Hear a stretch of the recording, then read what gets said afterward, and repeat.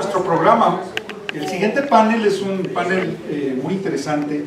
Vamos a platicar sobre este aspecto tan importante que es la contaminación urbana en la generación o en la sinergia con los forzantes radiactivos o los efectos en el cambio climático. La hemos titulado como efectos de los aerosoles urbanos en el impacto sobre la microfísica de nubes y los patrones de lluvia, por ser un tema sumamente relevante para nuestro país. El panel que tenemos delante de nosotros el día de hoy está integrado por prestigiados investigadores sobre este tema.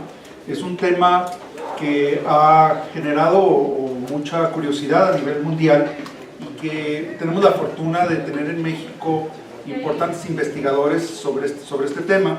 Presento al doctor Guillermo Montero Martínez, que es catedrático aquí en la Universidad Autónoma de México. También está con nosotros la doctora Graciela Minimelis, de Raga, que es más que bien conocida a nivel mundial, diría yo, una verdadera experta internacional. Al doctor Luis Antonio Ladino Moreno, que también está con nosotros, y al doctor Michel Rosengaus Moschinsky, quien también nos acompaña desde una perspectiva muy interesante, porque él no sé si sea el único hidrólogo del grupo, pero tiene una perspectiva sobre los efectos. Él es una persona que se dedica o tiene un expertise muy desarrollado y muy probado en el tema del monitoreo propiamente de la atmósfera a través de radares y otros instrumentos. Y entonces vamos a escuchar las presentaciones. Entonces le pediría a la doctora Graciela de Raga si fuera tan gentil de iniciar esta conversación.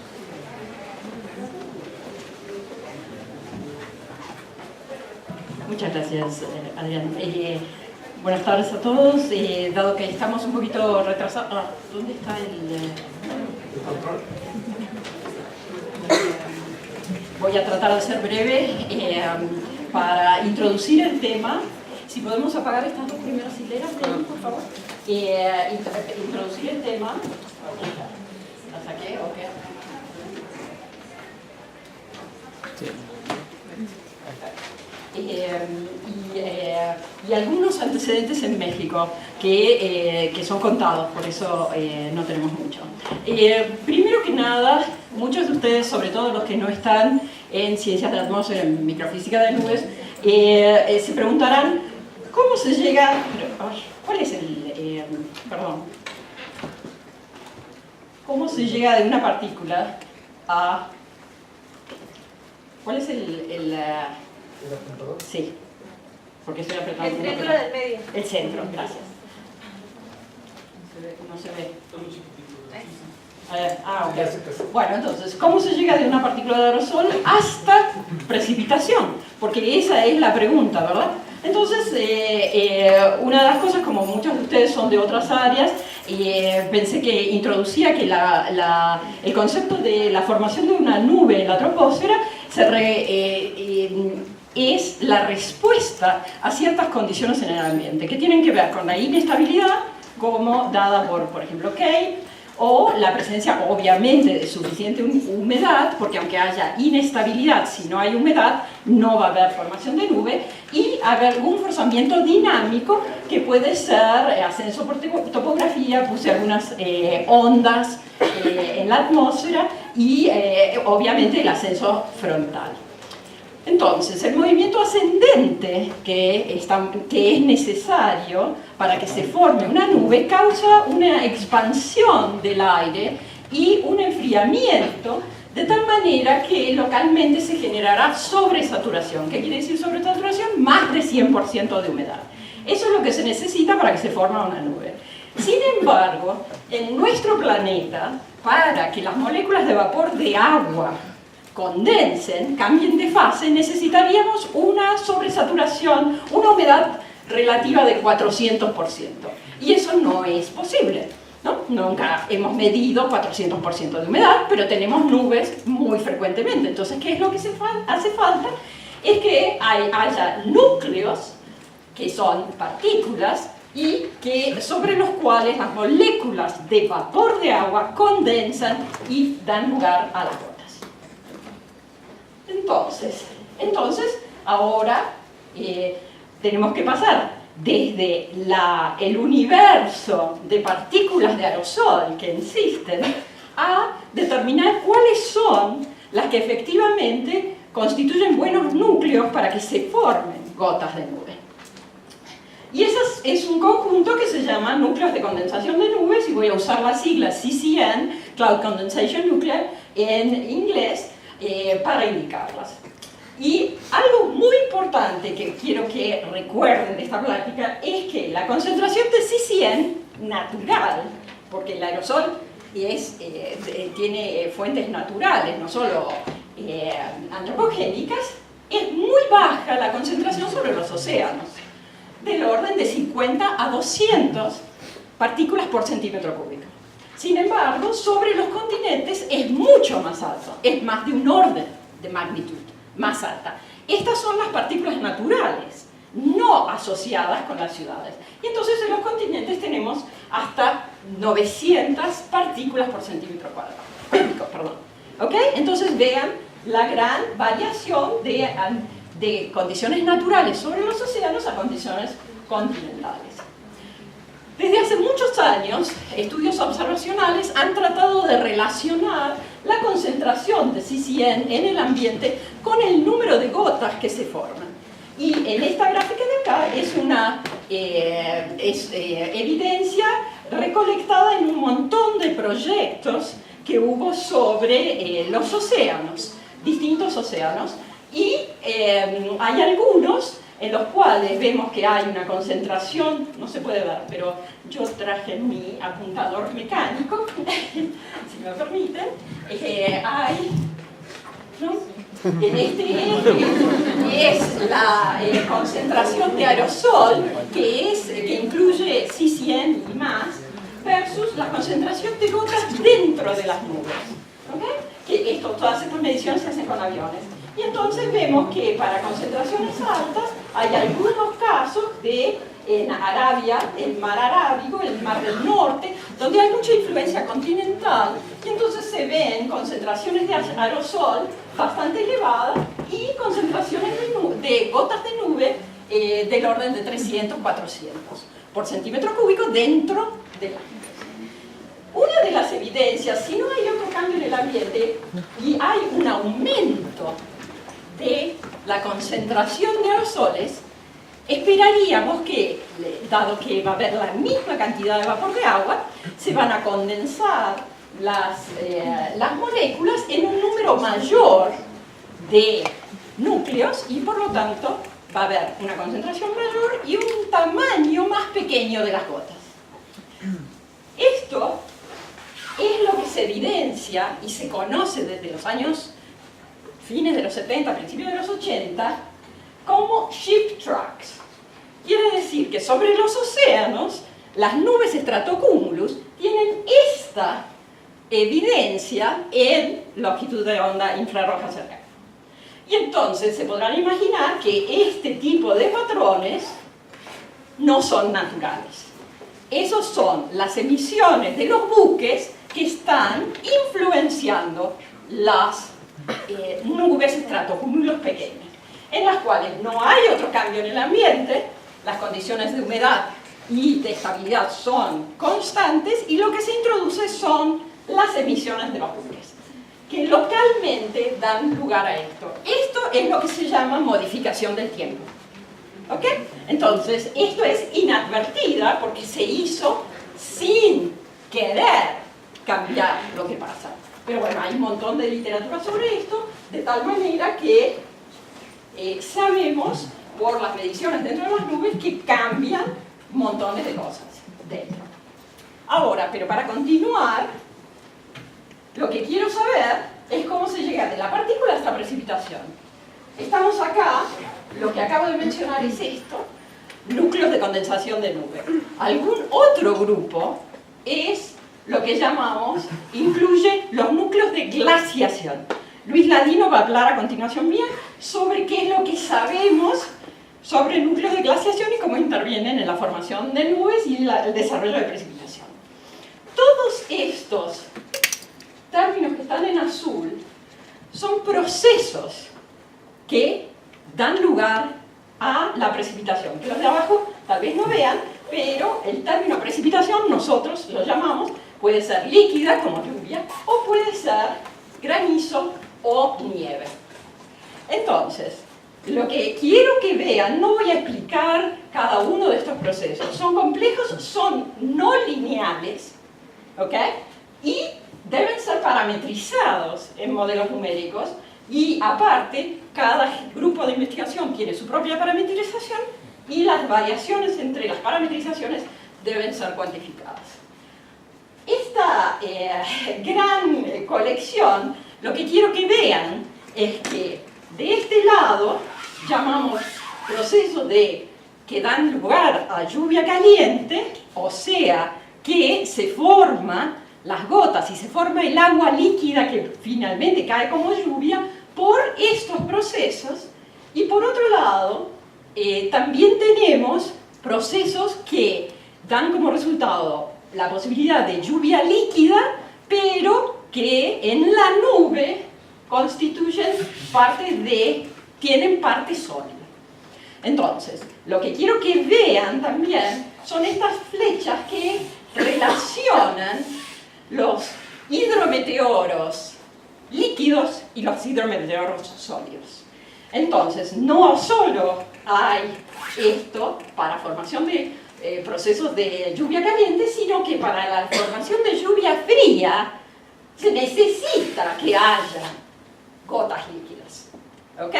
Entonces, acá hay una gran interacción. ¿Por qué digo esto? Porque queremos saber qué va a pasar con la precipitación que llega en superficie si yo cambio esto. Y entonces, en la siguiente podemos ver una definición, ¿no? La precipitación, todos los términos azules, los procesos son los que generan materia con masa condensada. O sea, a partir del vapor de agua se genera agua líquida o sólida. Y por otro lado, la precipitación pasa a la diferencia entre lo que se genera y lo que se pierde. ¿Qué es lo que se pierde? Perdemos masa líquida cuando se evaporan las gotas y perdemos masa cuando se subliman los cristales de hielo. Entonces, allí interviene la mezcla turbulenta entre la parcela saturada, o sea, más de 100% de humedad, y las parcelas subsaturadas del ambiente. Entonces, lo que queremos saber es cómo va a cambiar la precipitación si hay un cambio de aerosol. Como mostré en el anterior, vemos que un cambio de aerosol va a modificar tanto las variables, los procesos que generan, como los de pérdida. ¿Ok?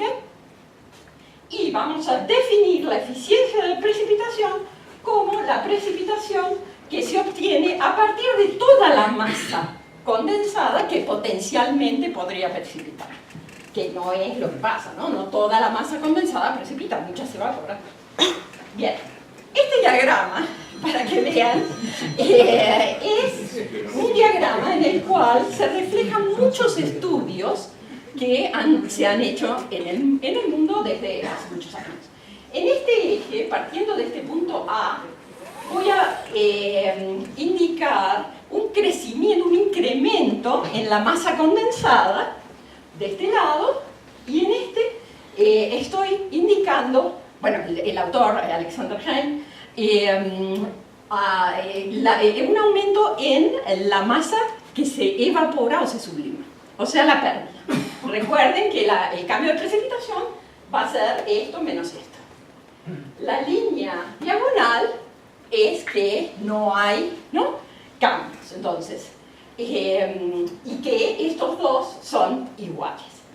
Entonces, en este triángulo tenemos que los procesos de pérdida son mayores que los procesos de generación en condiciones modificadas de un aumento de aerosol. Y entonces vamos a tener, obviamente, una disminución en la precipitación, porque hay más pérdidas que masa condensada. En cambio, en este triángulo tenemos que, dado un aumento de aerosol, voy a tener más masa condensada y menos pérdidas. Entonces voy a tener un aumento de precipitación. Entonces acá les queda claro que hacer por lo menos van empezando a entender por todos los procesos que hay y por este tipo de diagramas que muestran simulaciones numéricas de distintos tipos de sistemas convectivos, que puede haber un aumento o una disminución de la precipitación. ¿Ok? Entonces eso es muy importante. Entonces también podemos ver si hay un aumento, acá hay redondeado este término, que es un aumento de humedad, también va a causar un aumento de humedad, va a indicar un aumento de masa condensada, aunque no haya mayor cantidad de aerosol. Y también hay otros efectos que también tiran o mueven hacia este sector, que tienen que ver con efectos dinámicos y con la cortante del viento en el medio ambiente, que lleva a organizar la convección. Estos efectos dinámicos tienen que ver con la liberación de calor radiante. Pero bueno, entonces esto les queda así, y lo que voy a decir ahora es lo siguiente. Número uno, lo que insistí, ¿no? Un incremento en aerosol puede llevar a un incremento de esto y también a un incremento de las pérdidas, de los dos, ¿no? Pero la precipitación es la diferencia. Así que, ¿cuál va a ganar? Si hay más pérdidas que ganancias, entonces habrá menor precipitación, y donde hay menor pérdida que ganancia, habrá aumento de precipitación. Entonces, la pregunta es, ¿cuál es la diferencia entre estos escenarios microfísicos? Está dada por las condiciones termodinámicas ambientales, las condiciones cinemáticas ambientales y el tipo de convección. Por ejemplo, aislada versus organizada. ¿Por qué? Porque una nube, por ejemplo, si el aire es muy húmedo, habrá más masa condensada y menos pérdidas, porque no se evaporan tan rápidamente las gotas. Si el aire está a 90% de humedad y adentro 110. Si en cambio se forma una nube en el norte, donde ¿no? como en Coahuila, donde hicieron algunas mediciones y demás, el aire tiene 30% de humedad. Esas gotas se evaporan rápidamente. Entonces, otra situación es, como se hizo ahí en Coahuila para modificar las nubes, si las nubes aisladas experimentan más lo que nosotros llamamos entrainment, o sea, mezcla turbulenta con la parcela subsaturada. Entonces este término va a ser mayor, independientemente si hay más o menos aerosol. O sea, hay ciertas cosas que sí pasan y no se relacionan con el aerosol, ¿no?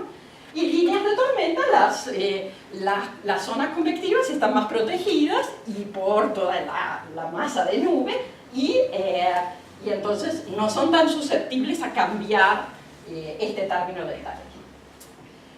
Esto lo menciono, en la presencia del aerosol, cambios en el aerosol, cambia la estructura del calentamiento o enfriamiento convectivo. Y eso puede ser importante porque influye en la dinámica. Y otro de los puntos súper importantes es que la topografía compleja puede producir una redistribución de la precipitación, pero si yo considero un área suficientemente grande, no hay cambio de precipitación.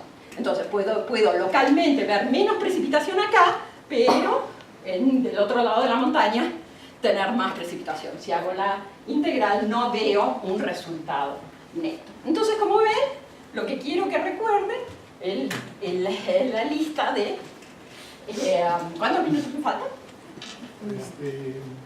Pues ya estamos así como muy en la... ¿20? ¿Ya pasé 20?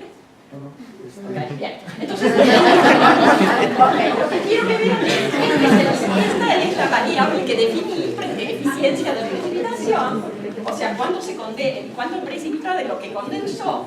Y por ejemplo, nubes convectivas sobre el mar, organizadas, tienen una eficiencia del orden de 40 a 50. Si pensamos pirocúmulus, ¿saben lo que son? Son los cúmulos que se forman sobre un fuego abierto. Esos tienen todas las emisiones, tienen del orden de 10% de eficiencia. Una de las cosas que quiero recalcar el día de hoy es las simulaciones numéricas, por ejemplo, en este caso con granizo.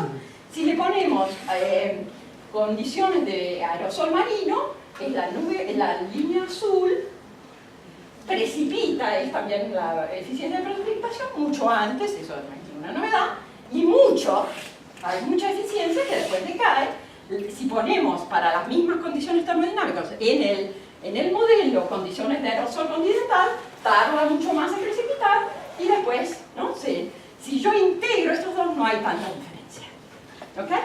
Y me van a quedar los antecedentes en México por discutir durante las preguntas y respuestas, pero hay algunas mediciones de CCN en la Ciudad de México, las de IAN que va a presentar Luis, y nosotros tenemos un par de trabajos donde hablamos de las observaciones tomadas en los datos de un proyecto que hubo, que nomás voy a mostrar casi, en la zona del Pacífico Oriental, que se hizo con 2 aviones de Estados Unidos, y hubo 12 vuelos en esta región de la ITCZ.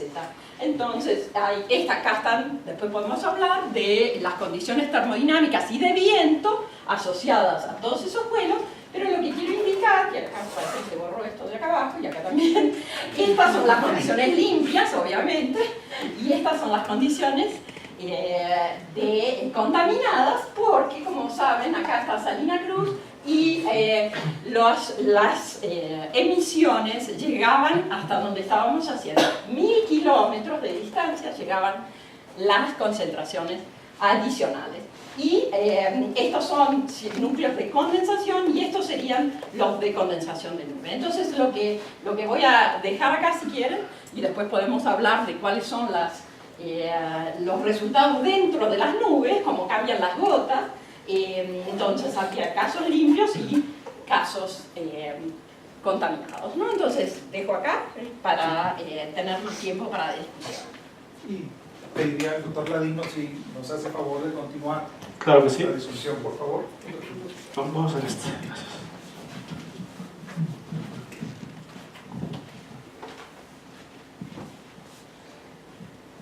Ok, buenas tardes a todos. Entonces, la doctora Graciela ya nos mostró muy claramente cómo las partículas de aerosol son esenciales, son un factor esencial para la formación de nubes y de precipitación. Entonces ya tenemos todos muy claro que tenemos diferentes fuentes de partículas de aerosol, ¿verdad? Estas partículas de aerosol llegan a la atmósfera por diferentes tipos de procesos y bueno, tienen una interacción tanto con la radiación solar como con la radiación terrestre, que no es lo que vamos a hablar el día de hoy, pero algunas de estas partículas, como lo mencionó la doctora Graciela, actúan como CCNs, que lo vemos aquí, núcleos de condensación de nube, me forman nubes líquidas, y algunas otras actúan como INPs, o núcleos de glaciación, o ice nuclei, también que sería el IN, para formar nubes que contienen hielo. Estas nubes van a formar precipitación, en el caso de los CCNs van a formar una precipitación cálida, y en el caso de los INPs me van a ayudar a formar una precipitación que es una precipitación fría. Entonces lo enmarco en este recuadro rojo, que es de lo que vamos a hablar en este momento. Entonces la primera pregunta que nos deberíamos nosotros hacer es, ¿son importantes las nubes frías? Entonces aquí traigo a cotación este artículo, bueno, esta imagen de este artículo que es de Mulmenstadt, que es del año 2015, donde lo que nos traen es un compendio de imágenes satelitales entre el año 2006 y el año 2011. En la parte de arriba vemos la precipitación que se forma. Entre más rojo vemos que es una fracción del 1, entre más azulito se aproxima al 0. En la parte de arriba vemos la precipitación que se forma por nubes frías y en la parte de abajo son la precipitación que se forma por nubes cálidas. Entonces, las nubes frías vemos que prácticamente todos los continentes, sobre todo en latitudes medias y tropicales, es roja o es naranja, ¿verdad? ¿Qué quiere decir? Que una gran parte de la precipitación que se forma en los continentes, en los trópicos, se forma a través de nubes frías. Si vemos aquí en esta parte donde se forman las nubes cálidas, eso son importantes, bueno, en los océanos es donde vemos estos puntos rojos o estos hotspots. Pero si nosotros estamos hablando de contaminación urbana o de partículas antropogénicas o nubes dentro de la Ciudad de México, pues lo que tenemos que enfocarnos son en las nubes frías, ¿verdad? Entonces, como conclusión, la mayoría de la precipitación de los continentes a nivel superficial en latitudes medias y tropicales se forma a través de nubes frías, es decir, aquellas que contienen hielo. Entonces, bueno, ya la doctora lo dijo claramente, los aerosoles son importantes. Para aquellos que no se acuerdan, aerosoles son partículas sólidas o líquidas suspendidas en las atmósferas. En la atmósfera. Pero ¿cómo puede una partícula de aerosol formar un cristal de hielo? Bueno, este puntito negro que vemos aquí es la típica partícula de aerosol que está en la atmósfera, y si esta partícula de aerosol tiene una composición química especial, tiene un tamaño especial y un estado físico especial, puede catalizar la formación de este cristal de hielo grande que vemos aquí en los alrededores. Entonces, ¿de qué depende que sea bueno? Como lo digo, ¿de qué depende que esta partícula de aerosol pueda actuar como un núcleo de glaciación? Depende de su composición, tamaño y estado físico, entre otras variables que no vamos a discutir el día de hoy. Pero estas partículas son súper especiales. La doctora hablaba de los números que había de CCNs en la atmósfera, pero en este caso solamente una partícula de aerosol en 1.000.000 tiene la capacidad de actuar como un núcleo de glaciación. Así que son partículas supremamente especiales. Pero ¿cómo formamos el hielo en las nubes? O sea, ya dijimos que la partícula de aerosol es esencial, ¿verdad? Pero ¿cómo lo hace? Entonces, normalmente, al igual que para formar nubes cálidas, necesitamos una humedad relativa del 400%. Para formar un cristal de hielo homogéneamente, también necesitamos, bueno, en este caso tenemos en el eje X la humedad relativa y en el eje Y tenemos la altura. Entonces aquí tenemos, en la parte baja tenemos las nubes, bueno, las nubes de niveles bajos o nubes cálidas, en la mitad tenemos las nubes mixtas o nubes medias, que tienen tanto cristales de hielo como gotas de agua, y en la parte de arriba tenemos las nubes cirrus o las nubes que son netamente de hielo. Entonces les decía, aquí tenemos el proceso homogéneo que lo coloqué con el numerito 1. Entonces, para que una gotita líquida que está en la atmósfera se convierta en hielo, necesitamos una humedad relativa por encima del 145% más o menos, y una temperatura por debajo de menos 38 grados centígrados, ¿verdad? Pero nosotros sabemos que en la atmósfera formamos cristales de hielo a temperaturas de menos 5, de menos 10, de menos 20. Entonces, ¿cómo es posible que formemos hielo en la atmósfera a estas temperaturas altas, le llamo yo? Y esto es gracias a que tenemos las partículas de aerosol allí presentes. Entonces estos procesos se llaman nucleación heterogénea. ¿Heterogénea por qué? Porque tenemos las partículas de aerosol allí presentes, y lo que conocemos hoy en día es a través de 4 procesos diferentes, los cuales voy a describir muy rápidamente. Y están denotados por los numeritos 2, que son los heterogéneos. El primero es el 2A, que es por contacto. Tengo una gota líquida que está allí suspendida en la atmósfera, colisiona con una partícula de aerosol, y en la intersección partícula, aire y líquido, que es de la gota, formamos el cristal de hielo, y es este proceso y se llama nucleación por contacto. Tenemos el B, el 2B, que es por condensación. El vapor de agua se empieza a condensar en la partícula de aerosol, y tan pronto como se condensa, se congela, formamos el cristal de hielo. El proceso 2C es por depositación, es donde tenemos la partícula de aerosol, el vapor de agua en lugar de condensarse se deposita. ¿Qué quiere decir? No hay una fase líquida, pasa de vapor a cristal de hielo inmediatamente gracias a la acción de esta partícula de aerosol. Y el último proceso que tenemos es por inmersión. La partícula de aerosol queda inmersa dentro de la gotita de agua y lo que hace es que se congela, ¿ya? Entonces, ¿cuáles son los aerosoles más eficientes? Aquí tenemos un resumen de todos los diferentes tipos de partículas de aerosol, donde yo encierro en rojo las que son las más importantes, que son las partículas biológicas. Y si buscamos en este listado las partículas antropogénicas o urbanas, están en café, están como por aquí, como en la mitad, ahí entremetidas, pero las más eficientes son las que están aquí, muy cerca de 0 grados centígrados. Entonces, el día de hoy traje 3 interrogantes en el contexto de este foro. ¿Pueden las partículas de aerosol urbanas actuar como núcleos de glaciación? La segunda es, dada su alta concentración, ¿pueden los INPs urbanos competir contra los INPs más eficientes, es decir, contra los biológicos? Y la tercera es, ¿las partículas de aerosol responsables de la formación de precipitación en el Valle de México son aquellas que emitimos aquí localmente o son aquellas que vienen desde otras grandes distancias y se transportan hacia nosotros? Entonces, como tenemos poco tiempo, me voy a enfocar en la pregunta 1 y 3, y para responder la pregunta 1 traigo un ejemplo que es el único estudio que existe en México sobre núcleos de glaciación, el cual se publicó en el año 2006 y es como parte de Milagro, donde lo que hacemos es que ellos hicieron experimentos con partículas que colectaron en 2 en el T0, que era dentro de la Ciudad de México, T1 y T2, que era el noreste de la Ciudad de México. Conectaron estas partículas de aerosol en la Ciudad de México y querían ver si eran muy buenos núcleos de glaciación o no. Entonces en rojo tenemos las que eran por el modo, perdón, en el rojo tenemos las que eran en T0 y en azul tenemos las que eran en T1 y T2. Para resumirles, bueno, estos datos, si estuviéramos aquí, esta línea que tenemos aquí es donde la humedad relativa es del 100% y esta línea negra que acabo de colocar aquí es donde tenemos nucleación homogénea. Todo lo que pase por debajo de la línea roja o de la línea negra quiere decir que es heterogénea normalmente. Y vemos que las barras azules y rojos están ahí. Entonces, en conclusión, las partículas de aerosol emitidas en la Ciudad de México pueden actuar como núcleos de glaciación, pero a temperaturas por debajo de menos 30 grados centígrados, muy lejos de 0 grados centígrados, que es donde están las partículas biológicas. Y los análisis que hicieron ellos es que estas partículas son de origen secundario, ¿sí? Ahora, para responder la pregunta 3, este estudio fue publicado en la revista Science en el año 2013, y ellos lo que trataban de entender es quién es el responsable de la formación de precipitación en la costa oeste de Estados Unidos, en California, donde tenemos esta estrellita. Ellos hicieron un reguero de análisis, bueno, una serie de análisis, y lo que encontraron son que las partículas de aerosol que forman la precipitación en California son transportadas desde Asia y desde África, y aquí vemos estos back trajectories, y lo que vemos aquí en estos puntitos son masas de polvo mineral que venían allí transportadas, llegan aquí a California y forman la precipitación. Aquí está más o menos todo el proceso de cómo se formaba, pero no voy a discutirlo. Lo único que quiero resaltar es que el polvo mineral y las partículas de aerosol biológicas son transportadas desde grandes distancias y forman hielo en las nubes orográficas aquí en la costa oeste de Estados Unidos. Así que las partículas biológicas y de polvo mineral transportadas desde el continente asiático hacia la costa oeste de Estados Unidos son las responsables de la precipitación. Y en México, ¿qué es lo que pasa aquí? ¿Quién es el que nos forma la precipitación? Entonces traigo aquí 4 ejemplos de back trajectories que hicimos para diferentes épocas del año, y lo que vemos es que las masas de aire que llegan a la Ciudad de México, bueno, vienen del continente africano, si lo vemos en esta parte, vienen de Colombia, bueno, Sudamérica, vienen aquí nuevamente del Atlántico o vienen de Norteamérica. Entonces, dependiendo de las condiciones meteorológicas y la época del año, las masas de aire que llegan a la Ciudad de México tienen una amplia variedad de fuentes. Y nuevamente, ¿y qué pasa en la Ciudad de México? Bueno, si nos vemos aquí, vamos atrás, en esta back trajectory, vemos que las partículas que se emiten en Yucatán eventualmente van a llegar a la Ciudad de México, ¿cierto que sí?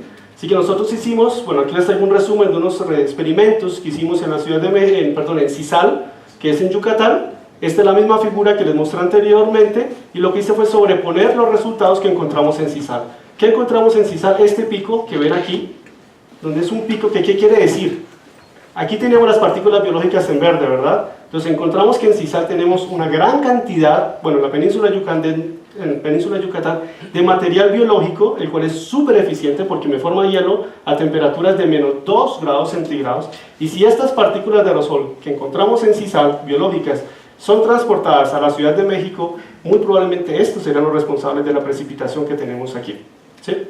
Entonces, vuelvo nuevamente a mis 3 interrogantes para cerrar. La respuesta a la pregunta es sí, hay hielogene y las partículas secundarias, pero solamente bajo ciertas condiciones muy específicas. La respuesta a la pregunta 2 es probablemente no sabemos. Y la respuesta a la pregunta 3 es no tenemos datos, desafortunadamente. Entonces, ¿quiénes son los responsables de la precipitación en el Valle de México? Bueno, no sabemos, no tenemos datos. Y eso se resume muy claramente en este artículo publicado por Paul Demott, donde lo que él hacía era aquí, ¿qué pasaba si tenemos pocos núcleos de glaciación o muchos núcleos de glaciación? Si tenemos pocos núcleos de glaciación, más o menos entendemos que se forma este tipo de nubes. Bueno, ellos lo hacían más en términos radiativos, pero aquí lo podemos ver en términos de precipitación por estas 3 líneas.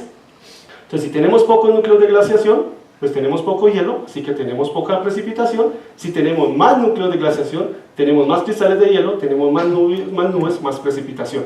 Sin embargo, ustedes pueden ver aquí el signo de interrogación, ¿verdad? No sabemos exactamente cómo estos procesos ocurren.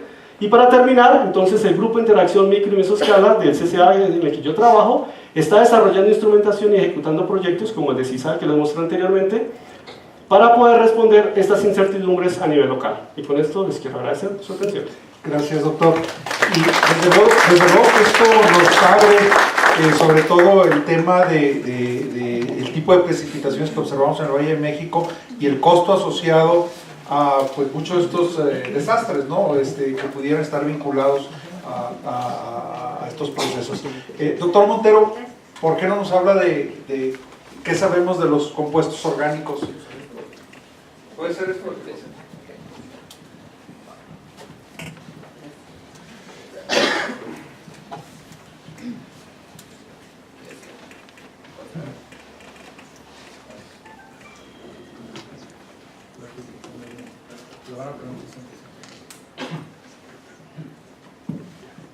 Prestado el apuntador. Nunca más. ¿Cómo estamos? De la flecha. ¿La flecha a la derecha? Muy bien. Bueno, pues sí, yo voy a tratar de platicar un poco sobre los efectos que tienen los compuestos orgánicos en la formación de nubes y de lluvia.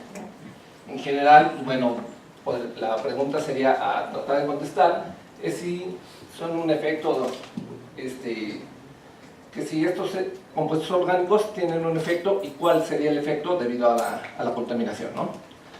Entonces, bueno, del aerosol atmosférico sabemos que están, como nos comentaban hace rato, se presenta en todos lados, ¿no? Es omnipresente, ¿no? Pero dependiendo de la localidad, puede tener una mayor concentración, como por ejemplo, acá en el sistema urbano, en una ciudad, vamos a tener una mayor concentración con respecto a que si medimos esos mismos aerosoles o aerosoles en un ambiente, por ejemplo, alpino o en algún océano, ¿no?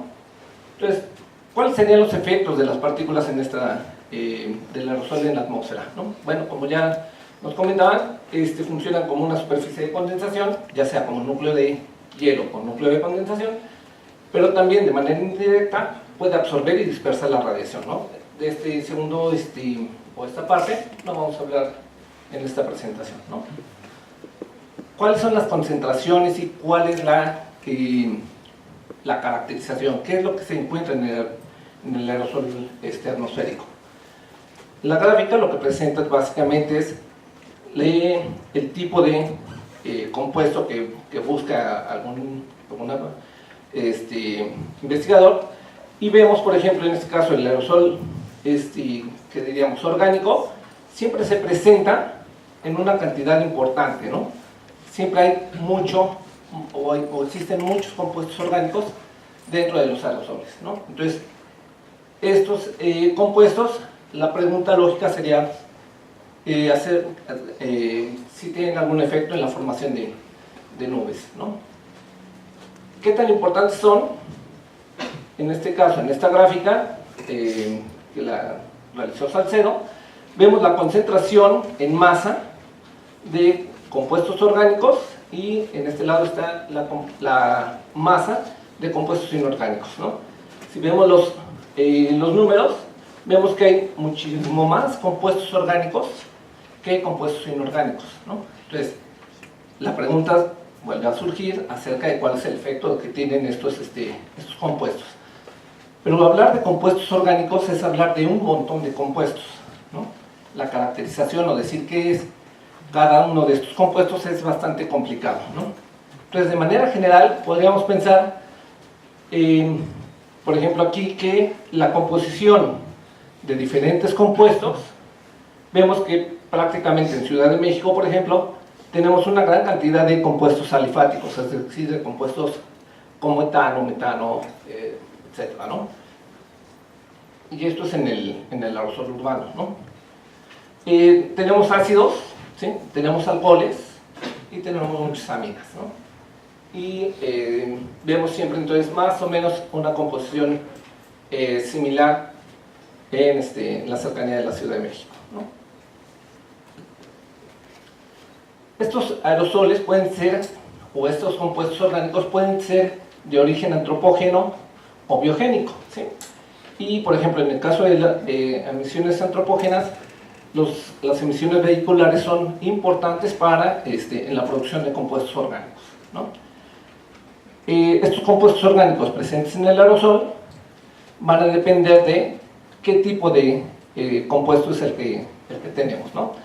Y en general podemos ver que compuestos como ácidos o alcoholes, que son compuestos polares, es decir, compuestos oxigenados, son los que están de manera más común en el compuesto orgánico, ¿sí?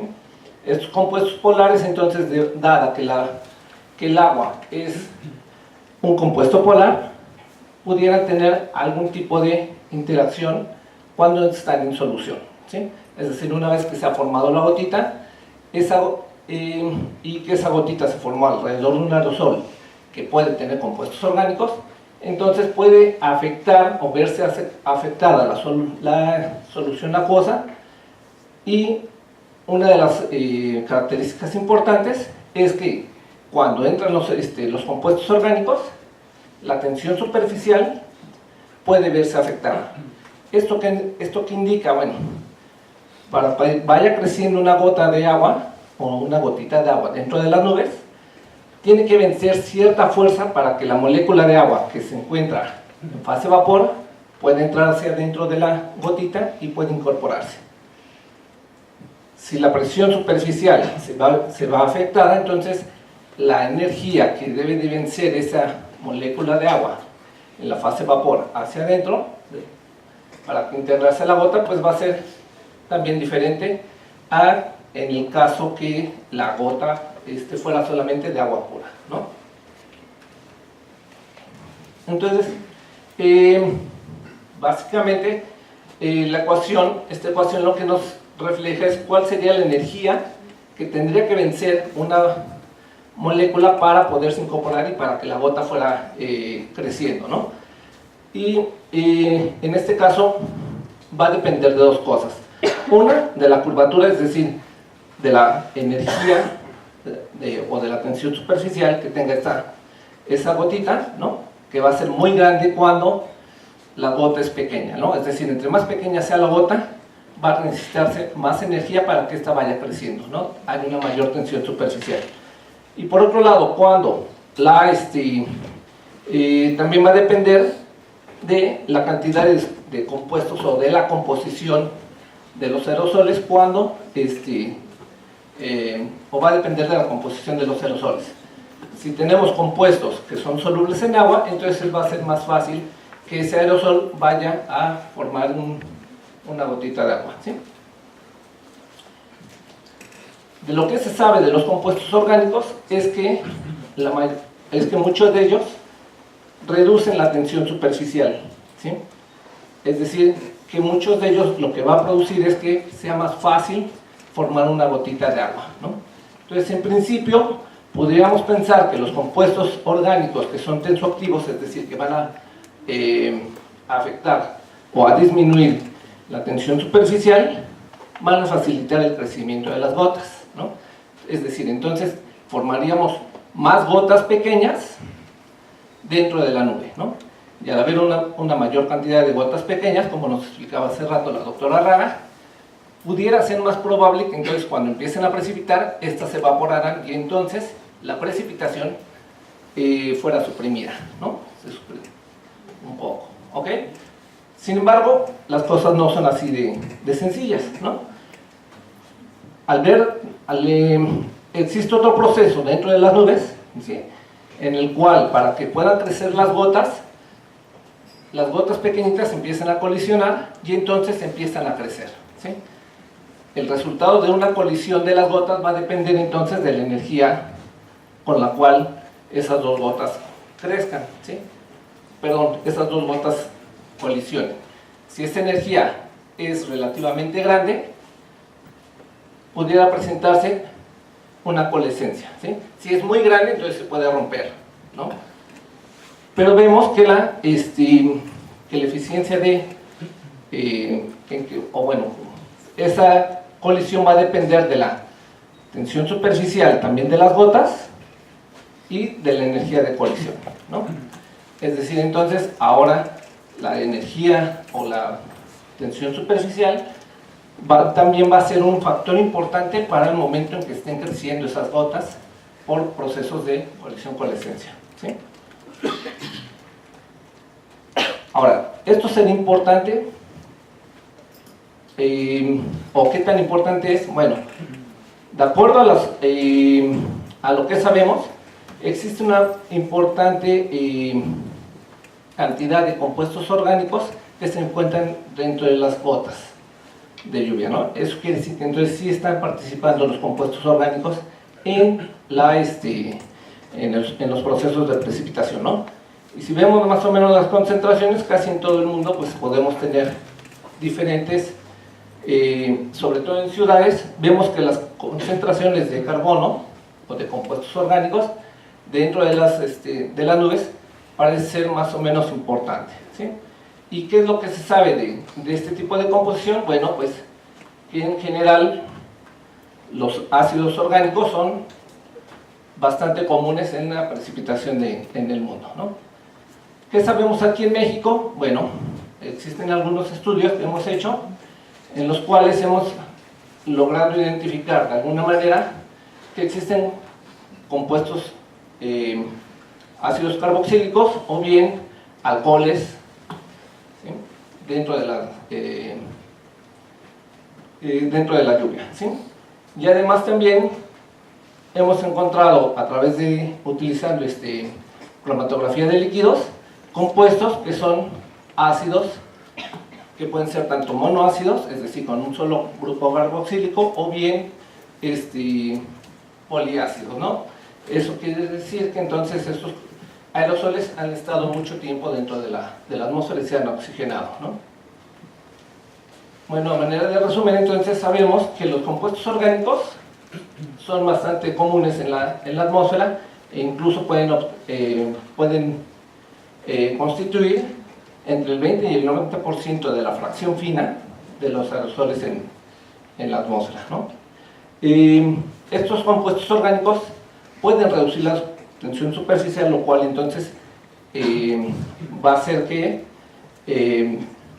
importante al momento de estar formando gotitas dentro de las nubes, ¿no? Y por último, es importante conocer tanto el tipo de compuestos que están presentes en el aerosol para poder entonces comprender y empezar a estudiar un poco de manera más precisa cuáles son los efectos que pueden tener estos compuestos y cuál sería por lo tanto el efecto de la contaminación en la formación de nubes, porque muchos de estos compuestos pueden ser producidos o son producidos por efectos de la contaminación, ¿sí? Muchas gracias, doctor Montero. Michelle, pues, ¿por qué no nos platicas un poquito sobre los temas hidrológicos? Bueno, prepárense para un cambio fuerte en el énfasis, porque lo que me pidieron es que hablara yo sobre ciclones tropicales o la influencia de la contaminación atmosférica y del cambio climático en ciclones tropicales. La verdad es que no hay tanta información al respecto y en ese sentido voy a hacer referencia a dos cosas que me han llamado la atención últimamente.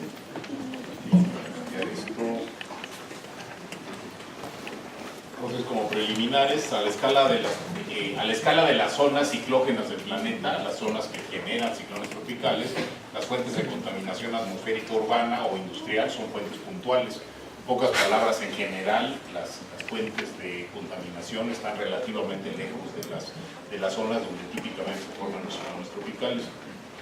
Por tratarse de tormentas marinas, esta fuente de contaminación no se encuentra cerca de las zonas de génesis y desarrollo de los ciclones tropicales, en algunos casos sí cerca de las zonas de disipación. Es muy probable que tenga poca influencia la contaminación atmosférica urbana, digamos, en la formación de los ciclones tropicales, pero probablemente tenga alguna influencia, digamos, en las zonas de disipación cuando están entrando, digamos, a la zona continental, ¿no? Lo más probable es que la influencia de la contaminación atmosférica urbana e industrial en los ciclones tropicales se dé a través de su influencia en el cambio climático global.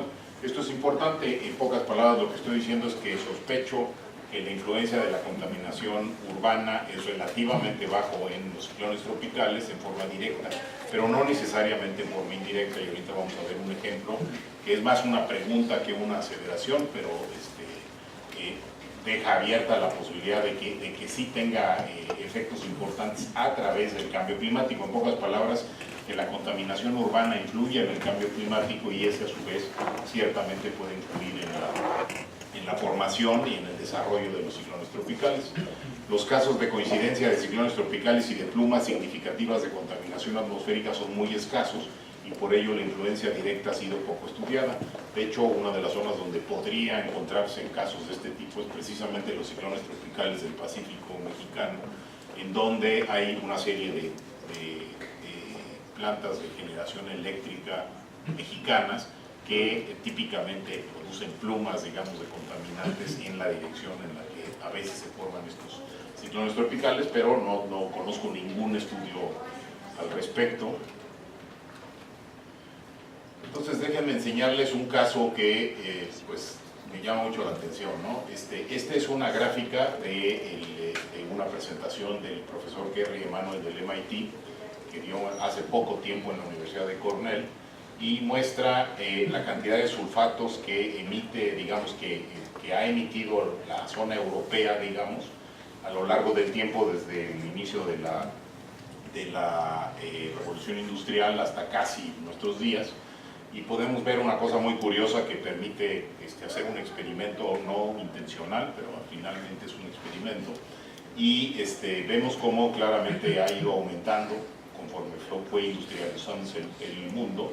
Y después de la Segunda Guerra Mundial, de hecho, se aceleró mucho esta industrialización.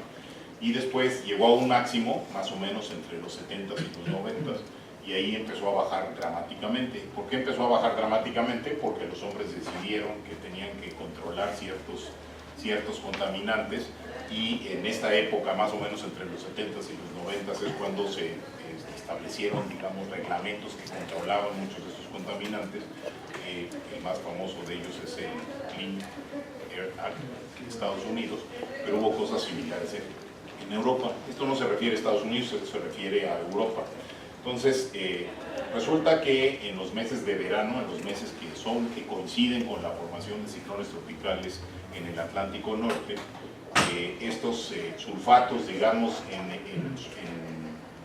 los vientos en superficie en Europa tenderían a llevarlos hacia la zona de África, hacia la zona norte de África, y en la zona norte de África tienen reacciones, digamos, con las partículas que provienen, digamos, de la parte continental, y generan partículas que aparentemente producen, digamos, reflejan mucha de la energía solar directamente al espacio, no permiten a la superficie inicialmente del continente calentarse tanto. Y nuevamente, una vez que están en la zona de África, los vientos alisios llevan a todos estos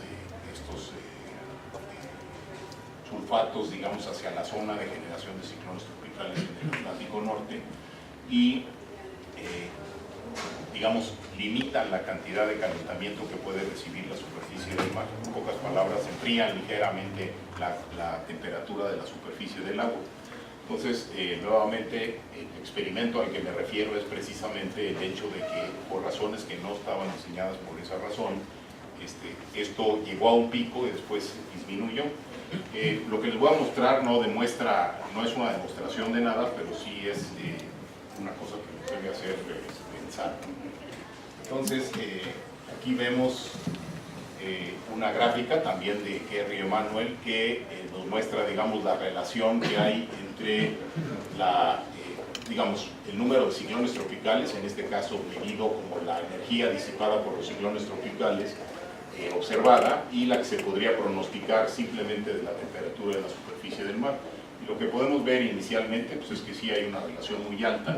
El lugar en donde no hay una relación muy alta, donde aparentemente divergen estas dos líneas, es precisamente la zona de la Segunda Guerra Mundial, donde probablemente no estábamos monitoreando muy bien los ciclones tropicales, porque estábamos ocupados en otras cosas, y porque los barcos no viajaban como normalmente lo hacían aisladamente, sino solamente en convoys para evitar que fueran atacados.